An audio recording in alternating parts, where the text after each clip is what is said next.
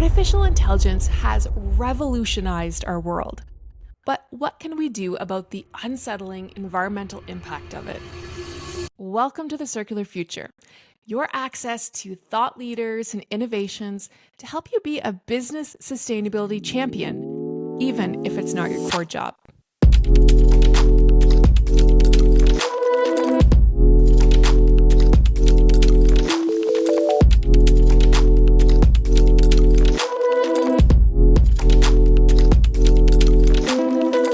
I'm your host, Stephanie McLarty, Head of Sustainability at Quantum Lifecycle Partners, your trusted partner in electronics circularity.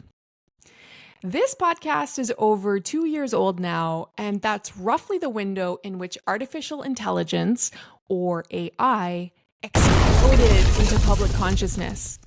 That's about when I learned about ChatGPT and experimented with it months later with the help of a colleague. It was truly mind-boggling what this new platform could do. But as I subsequently learned, AI has an enormous environmental footprint that goes largely unnoticed. So let's talk about the benefits and also the impact of this technological revolution. For those of us using AI tools, I think we've all had a moment where we were astounded by the possibilities of it. Case in point, a couple of years ago, if I wanted to find themes in something, I would have plotted everything down and moved them around until the theme groupings made sense. Similar for making summaries. I would have mapped out the key elements, reorganized, and looked for patterns.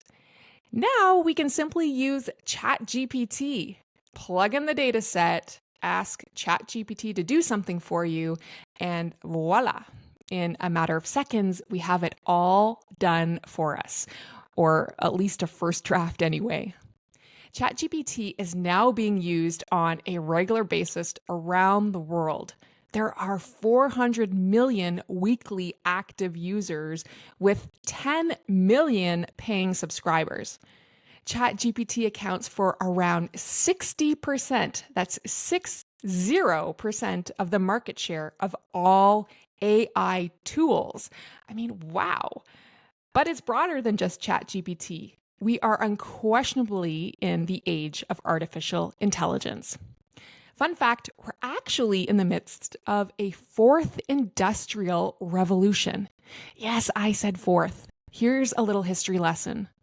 The first industrial revolution was in the late 1700s, with the steam engine bringing about railroads and industrialization like factories. The second industrial revolution was in the late 1800s, and it was powered by electricity. The third was in the 1980s, and it was the digital revolution. Think about how computers changed our lives and followed by the internet. And now here we are, everything is being shaped by artificial intelligence. We certainly see the possibilities in the electronics disposal and recycling space, being able to better identify and sort products for better reuse and recycling outcomes, or identifying hazards within products, which helps keep everyone safe, being able to run certain processes in our business more efficiently. And hey, I won't forget the first time my quantum colleague showed me how to use ChatGPT to analyze our green team survey results. The tool took about 200 staff responses, summarized it, and analyzed elements like the differences in responses between our office staff and our production staff in electronics recycling. And that had never been done before. And I just want you to know there actually are AI podcast recording tools out there.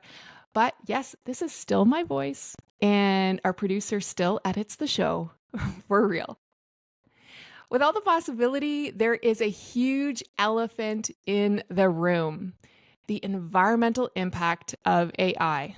We may not see it overtly, but it's there. The reality is AI requires immense resources for material input, energy, and even water. First off, to deliver AI, we need data centers. These data centers are run by high-performance servers and other hardware. That all requires a tremendous amount of commodities, even rare earth metals, in their manufacturing process. To make a single 2 kilogram computer requires around 800 kilograms of raw materials. On the energy front, a request made through ChatGPT consumes 10 times the electricity of a Google search. Yes, you heard that. When you ask ChatGPT a question, it uses 10 times the electricity than if he had simply searched by Google. Then there's water. The data centers need water, particularly to cool the electrical components. Water consumption for AI is already surpassing that of entire countries. AI's global water consumption is projected to be 4 to 6 times the annual water usage of Denmark by 2027. This is at a time when we already don't have enough clean water in many parts of the world. And to top it off, because the use of AI is growing exponentially, so are the impacts. And the impacts are often distributed unevenly, with certain regions carrying a greater burden than others. Is it all doom and gloom? No.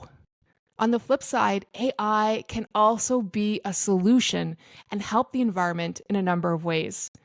There are lots of examples of AI helping to track greenhouse gas emissions and reduce them, to optimize energy usage, to anticipate failures that could lead to major environmental consequences, to wildlife preservation, and so much more. There's also work being done at a global level. More than 190 countries have adopted recommendations on the ethical use of AI, which also covers environmental aspects. There is work being done on an industry level too. There are advancements in energy efficiency and cooling in data centers. Some data centers are working towards net zero, building huge solar farms or purchasing renewable energy credits. Using AI itself to reduce its own footprint, such as redirecting traffic to geographies with less environmental impact, is another key strategy. So what can we do on a personal or business level about this? First of all, let's talk about these impacts and share this message. Most people don't know. Secondly, let's be mindful in how we use AI. If something can presumably be answered by a Google search or even the good old-fashioned way of talking to someone, think about doing that. We can all keep advocating for responsible and sustainable use of AI along with its development.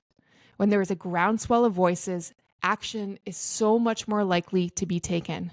Finally, in circularity, we need to optimize the reuse of electronics and ensure responsible recycling at the end of life, using a certified recycler like Quantum to recover parts and commodities. We're all part of the solution.